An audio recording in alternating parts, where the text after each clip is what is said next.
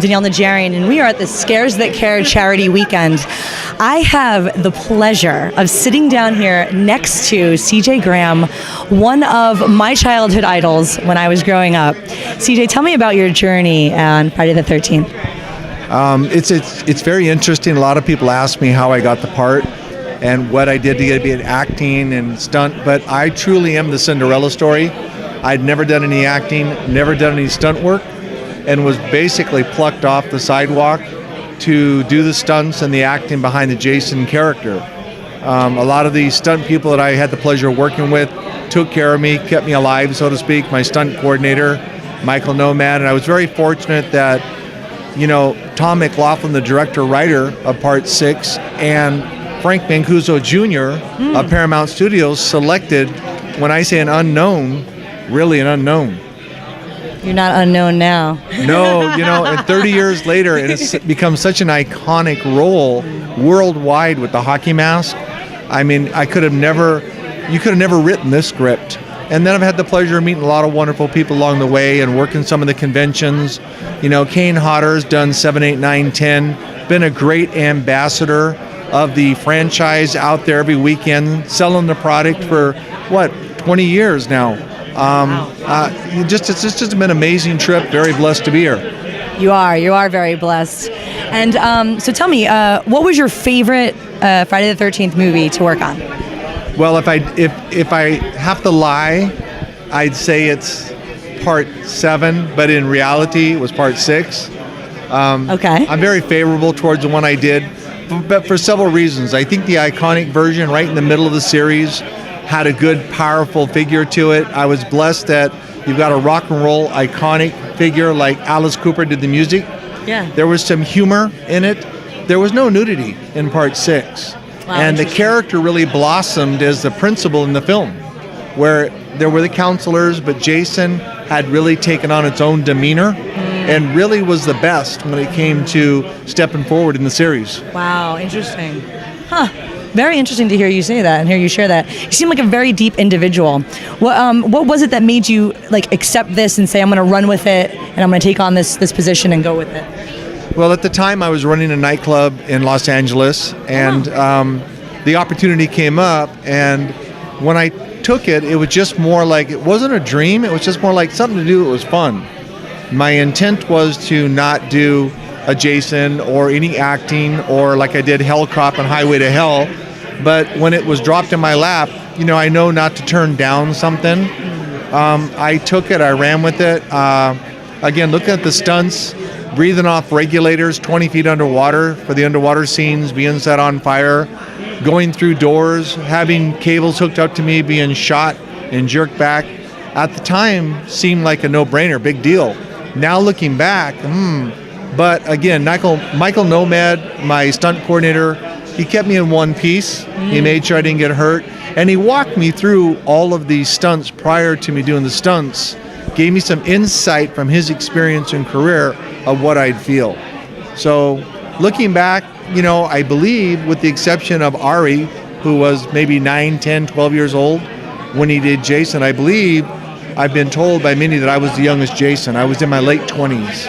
You still are young. You look like you just turned 21. I appreciate that. Yeah, but you know, I've aged a little bit over the last 30 years. But no, you look great. You look great, and you're very like tall gentleman. You're very like, I mean, I'm sure you brought a whole nother element to Jason as well with your size and your presence. I believe going through the series, Ted White is about the same height as I may be a little thicker than Ted White, but I think I brought that character to life. And then Kane Hodder picked it up and, you know, create a little bit of Kane inside the Jason character. And then, of course, Ken, and most foremost with Derek Mears, 2009, who's picked up the part. And then we'll see what happens here in the future.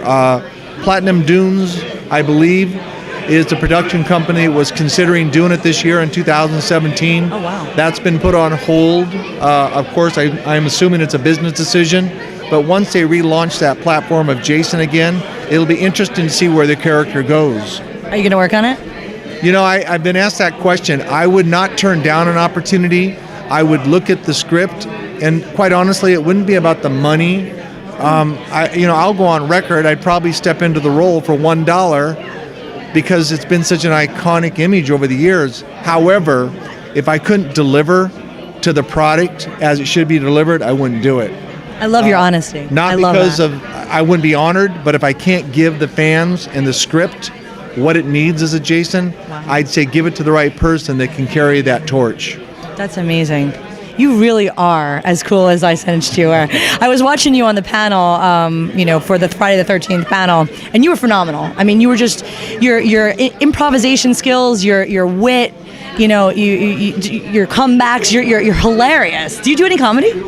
No, but for the last 30 years, I've been working in the casino resort industry. Yeah. As a chief operating officer of 2 casino resorts, my last position, I had about 2,200 employees. You start looking at that and a $70 million payroll, et cetera, et cetera.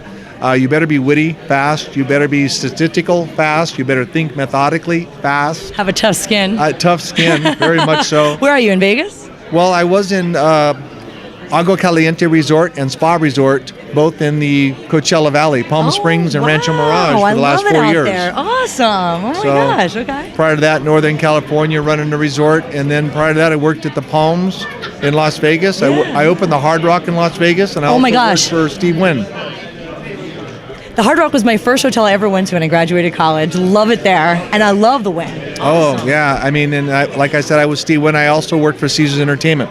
So, wow. 30 years of career there, an executive. That's where your character comes from. You are a very well-rounded individual. How can we follow you, follow your career? Can we stalk you, on social media? Actually, I do have a website, jason6.com, real easy. cjgraham.com or hellcop.com. It's pretty simple.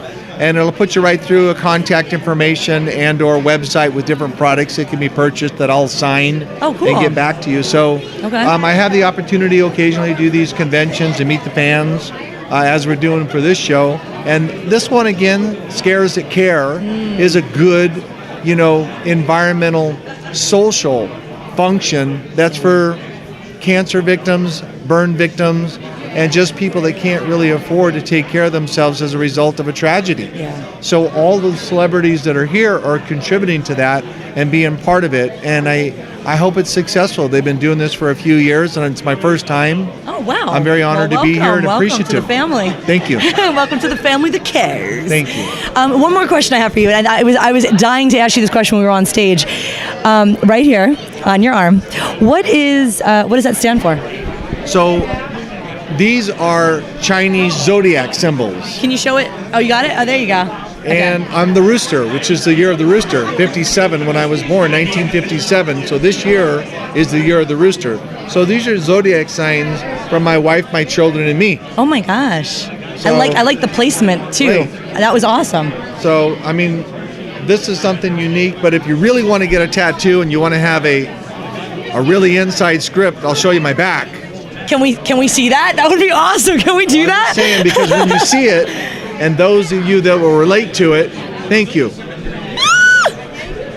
This is so awesome. Oh my God. I cannot believe it. You want me to pull your shirt off? Oh my God. I don't know if I can handle this. Wow. What? Oh my God. This is incredible. Okay, let's just pause on that for a moment. Sorry, I just needed a moment. Okay, we can take the camera off now. Hi. What does that mean?